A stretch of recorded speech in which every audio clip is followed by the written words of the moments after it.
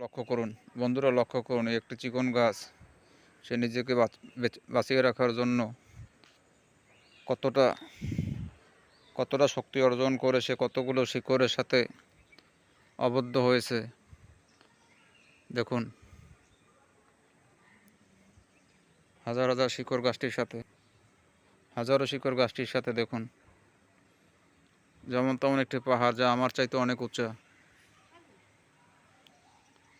হয়তো বা আপনাদের ভালো লাগবে না, তারপরও একটু দেখালাম এই কারণে যে সে বেঁচে থাকার জন্য কতটা শক্তি অর্জন করেছিল। এখানটাতেই সে বড় হয়েছে, কিন্তু একটা সময় সে থাকতে পারে নাই।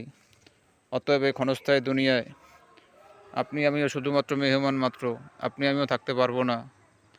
তাই যা কিছুই করেন সদা সর্বদা আল্লাহর ভয় সামনে রেখে করবেন। আল্লাহ তাআলা আপনাকে আমাকে যেন পরকালে নাজাত দান করে এবং দুনিয়া জানি কল্যাণ দান করে।